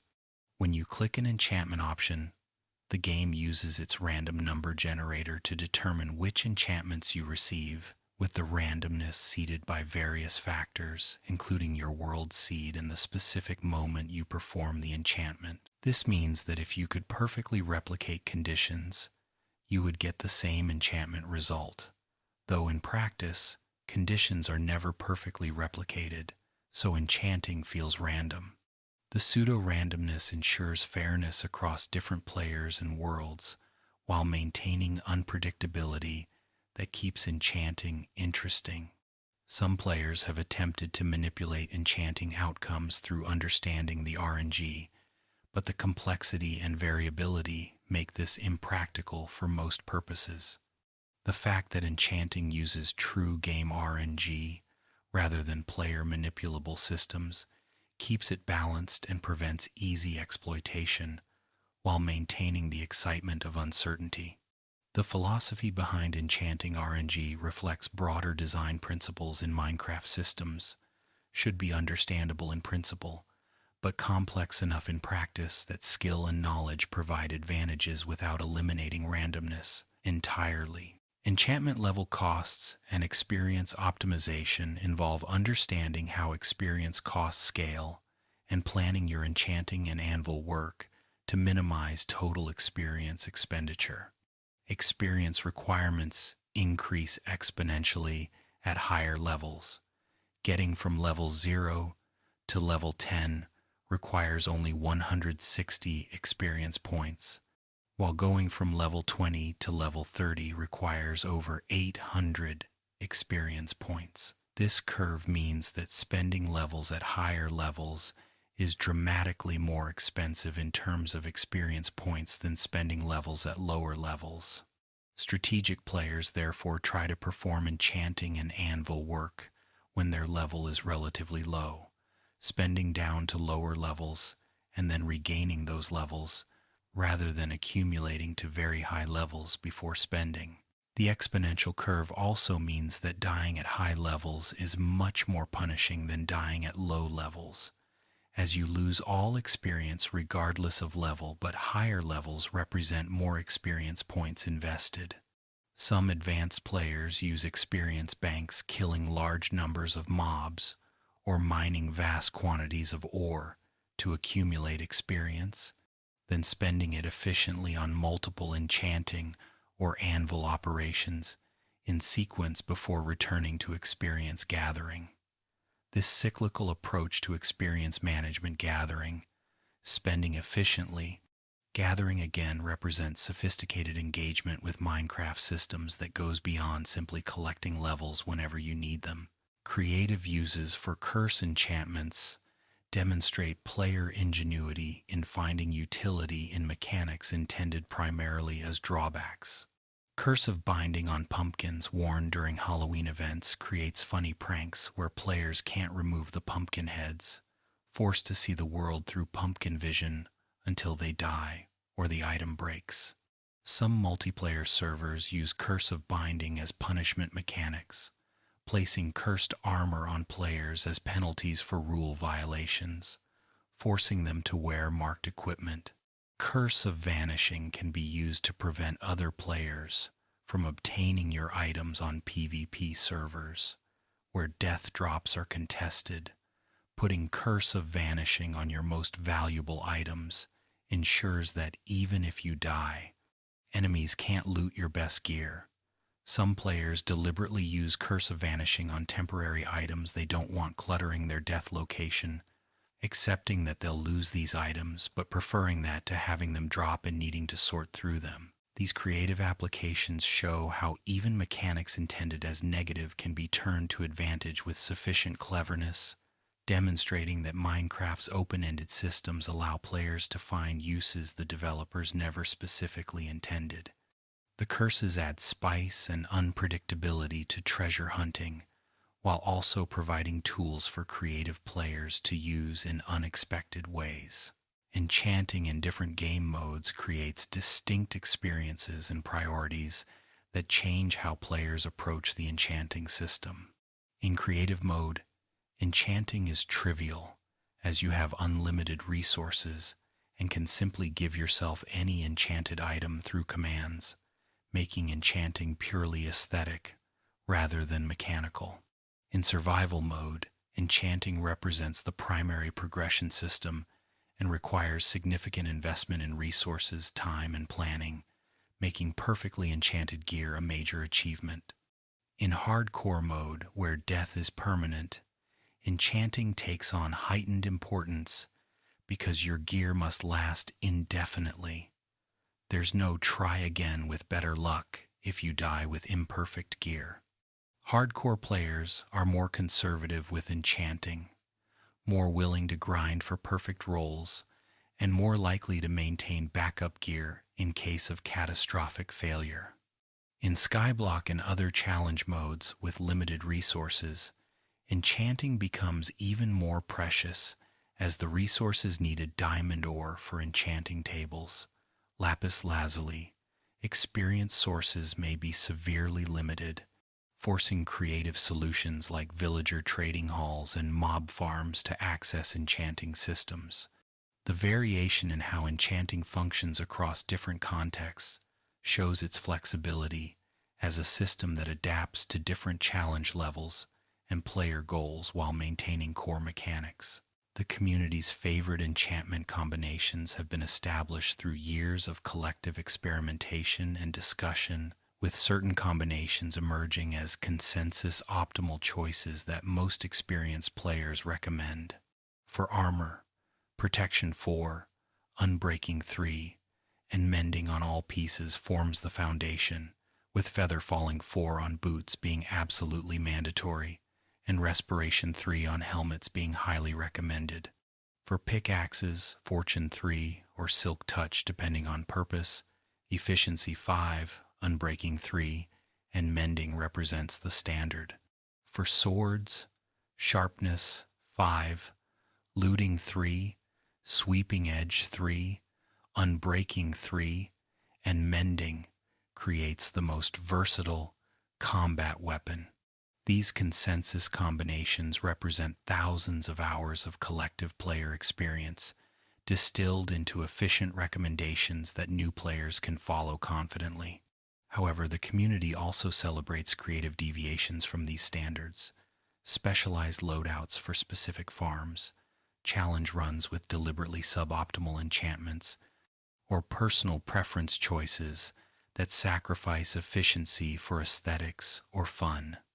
The existence of community consensus alongside acceptance of individual variation reflects Minecraft's successful balance between having optimal strategies and allowing room for personal expression and experimentation. Forums, wikis, and videos dedicated to enchanting optimization show how deeply players engage with these systems, treating enchanting not just as a game mechanic, but as a rich field for analysis, discussion, and mastery. Enchanting changes in recent updates have continued evolving the system, adding new enchantments and adjusting balance to keep enchanting fresh and relevant. Swift Sneak's addition in the Wild update gave leggings a treasure enchantment and provided utility specifically for the deep dark biome, encouraging players to explore dangerous new content. Soul Speed from the Nether update serves similar purposes, giving boots specialized utility in the Nether and making piglin bartering more rewarding. The nerfing of away from keyboard fishing farms balanced treasure acquisition by reducing the effectiveness of automation that had made enchanted books too easily obtainable. Changes to anvil mechanics over various updates have adjusted repair costs and prior work penalties, constantly tweaking the balance between player power and resource investment. The ongoing adjustments show that Mojang views enchanting as a living system that should evolve alongside the game rather than remaining static, though changes must be implemented carefully to avoid alienating players who have optimized their strategies around existing mechanics. The developer commentary suggests that future updates will likely continue adding enchantments tied to new content, ensuring that new biomes, dimensions, and mechanics come with enchanting rewards that encourage engagement. Future possibilities for enchanting system expansions include enchantments for item types that currently can't be enchanted, new treasure enchantments for existing items, and potentially new mechanics like conditional enchantments or combined enchantment effects. Players have suggested enchantments for shields beyond just unbreaking and mending, perhaps defensive enchantments that make blocking more effective or that add offensive capabilities to shield bashes. Horse armor could receive enchantments that affect mount speed, jumping, or durability, making horse equipment more interesting and progression-focused. Boats might gain enchantments for speed or durability, encouraging boat travel and making ocean navigation more efficient. Some players imagine enchantments that work differently at different times or in different biomes, creating strategic depth around when and where you use certain gear. More ambitious suggestions include enchantment trees where certain enchantments unlock others, or enchantment mutations where combining specific enchantments creates unique hybrid effects. While these ideas remain speculative, they demonstrate the community's engagement with enchanting and their desire for continued expansion and innovation. Whatever direction future development takes, enchanting will likely remain central to Minecraft's progression systems, continuing to provide goals, rewards, and satisfying power increases for players who invest time in understanding and optimizing their gear. The philosophy of enchanting as game progression reflects Minecraft's RPG influences and its evolution from pure sandbox toward incorporating structured advancement systems. Enchanting provides clear power progression. A Protection 4 diamond chestplate is objectively better than an unenchanted one, while maintaining Minecraft's characteristic flexibility and player agency through randomness and choice. The system rewards multiple types of player engagement: combat through experience from mobs, mining through experience from ores, trading through emerald and village interaction, and exploration through treasure enchantments in structures. This multifaceted approach to progression ensures that players with different playstyles all have paths to enchanting advancement, that you're not forced into specific activities to progress. The gradual accumulation of better and better gear creates satisfying milestones that mark your increasing mastery of Minecraft's world, transforming your character from a vulnerable newcomer who struggles against basic threats into a powerful presence who can confidently face even the game's most dangerous challenges. Enchanting's role in this transformation is central. It's the primary mechanism by which your gear improves beyond simply changing materials, the system that makes your diamond sword meaningfully different from every other diamond sword. How enchanting reflects Minecraft's design principles becomes clear when examining how the system balances randomness and control, accessibility and complexity, power and limitation. Enchanting is accessible. You can use an enchanting table with minimal understanding and still get beneficial results, while rewarding mastery, understanding probabilities, anvil mechanics, and book combination strategies allows dramatic optimization. The system provides randomness through enchanting tables while offering control through anvils and villager trading, ensuring that luck matters but doesn't determine everything. Enchantments make players powerful but have limitations through incompatibilities and costs, preventing unlimited power accumulation while still allowing substantial character improvement. The balance between these competing interests creates a system that works for casual players who engage superficially while providing depth for dedicated players who want to optimize everything. This design philosophy, making systems accessible at basic levels while hiding deep complexity for those who seek it, characterizes Minecraft broadly and appears throughout Enchanting specifically.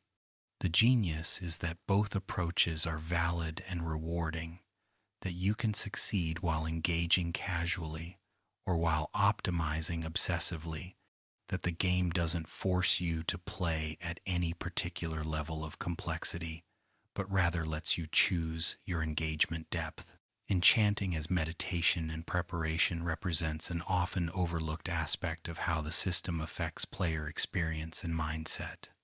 The ritual of enchanting gathering experience, collecting lapis lazuli, arranging bookshelves, placing items on the enchanting table, reading the mystical text, clicking the enchant button creates a meditative process that requires stepping away from immediate action and danger to prepare deliberately for future challenges.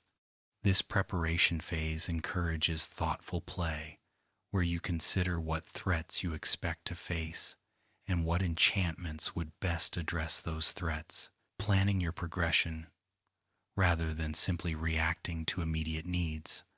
The quiet satisfaction of applying mending to your diamond pickaxe, knowing this tool will now last forever, or adding protection 4 to your chest plate, knowing you're now significantly more durable. These moments of character improvement create positive emotional experiences that reinforce engagement and create attachment to your gear. The time and resources invested in creating perfectly enchanted equipment make that equipment feel earned and valuable, increasing the stakes when you venture into danger and the relief when you return safely. This emotional investment in your gear, facilitated by the enchanting system's requirements and rewards, deepens your connection to your Minecraft world and your character's progression through it. The satisfaction of perfect gear comes not just from the mechanical benefits, but from the achievement of creating something excellent through understanding systems and investing resources wisely. When you finally complete a full set of Protection 4, Unbreaking 3, Mending Armor with all the appropriate specialized enchantments on each piece, you've accomplished something that required knowledge, planning, resource gathering, and often luck or persistence. The glowing purple aura of enchanted equipment worn on your character provides constant visual reminder of your achievement, while the improved survivability and capability provides constant mechanical feedback that your efforts mattered. This combination of aesthetic and functional rewards creates profound satisfaction that persists beyond the immediate moment of enchanting, coloring all future gameplay as you benefit repeatedly from your preparation. Perfect Gear represents a milestone in Minecraft progression that transforms your relationship with the game's challenges. Activities that once seemed dangerous become manageable, projects that once seemed impossible become achievable, and you gain confidence to attempt more ambitious goals knowing your equipment can support your aspirations. The satisfaction compounds over time as your perfect gear continues serving you through countless adventures, never wearing out due to mending, always ready to protect and empower you. Why enchanting mechanics feel magical despite being fundamentally mathematical and mechanical involves the careful aesthetic and presentation choices that surround the system's implementation. The standard galactic alphabet text creates mystery even though it's meaningless. The purple particle effects create atmosphere even though they're purely cosmetic. The glowing appearance of enchanted items creates visual distinction that makes them feel special even though the glow is just a rendering effect.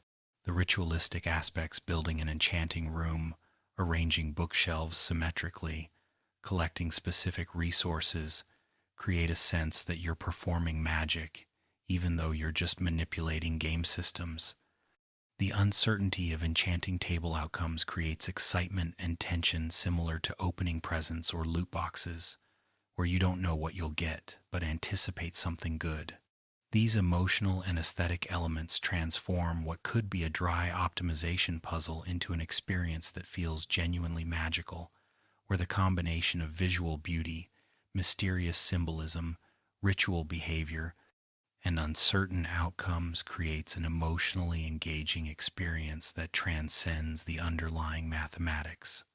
The success of enchanting as a system demonstrates that game mechanics don't need to actually be magical to feel magical. Careful presentation and aesthetic choices can create wonder and excitement around fundamentally deterministic systems. The balance between power and accessibility in enchanting ensures that enchantments make players significantly more capable without making the game trivial or without creating impossible barriers for less dedicated players. Even basic enchantments from low-level enchanting provide meaningful benefits. A Protection 2 chestplate is noticeably better than no protection. A Sharpness 1 sword deals appreciably more damage than an unenchanted sword. This ensures that players who engage casually with enchanting still receive benefits that make the system feel worthwhile. Meanwhile, the most powerful enchantments require significant investment through high levels, proper enchanting room setup, or extensive villager trading, ensuring that maximum power requires dedication and understanding. The curve from some benefit with minimal investment to maximum benefit with substantial investment is gradual enough that players at any point along it feel appropriately rewarded for their current level of kind engagement. Enchanting never becomes mandatory. You can beat Minecraft without enchanting anything, but it makes challenges easier and more approachable, serving as difficulty adjustment that players control through their engagement with enchanting systems. This optional power increase that scales with player investment represents thoughtful game design that accommodates different player skills, dedication levels, and preferences while maintaining balanced difficulty across the spectrum of engagement. And so we reach the end of our journey through Minecraft's enchanting systems, having explored from basic mechanics through advanced optimization to the philosophical implications of how enchanting shapes player experience and progression. We have seen how enchanting transformed from a simple addition in Beta 1.8 into a complex, multifaceted system that connects to nearly every other aspect of Minecraft, creating depth and longevity that keeps players engaged for thousands of hours. We have discovered that enchanting is simultaneously simple and complex, accessible and deep, powerful and limited, mysterious and mathematical. A system that works at multiple levels for different players while maintaining coherent design principles throughout. As you drift into final sleep, imagine yourself standing in your completed enchanting room, surrounded by the books and tools and armor that represent hundreds of hours of play, each piece glowing with enchantments that tell the story of your preparation and progression. Each purple shimmer a reminder that you have mastered these systems and earned the power they provide. The enchanting table awaits your next visit, ready to continue granting magic to those who approach with knowledge and respect, ready to transform ordinary equipment into legendary artifacts, ready to support your continued adventures in the infinite worlds of Minecraft. Sleep peacefully, knowing that in Minecraft's realms, preparation and understanding are always rewarded, that patient optimization creates lasting power, and that the glow of enchanted gear reflects not just magical effects, but your own dedication and mastery made visible. Good night, and may all your enchantments roll perfectly. May all your gear last forever through mending, and may all your adventures be supported by the perfect equipment you've so carefully prepared.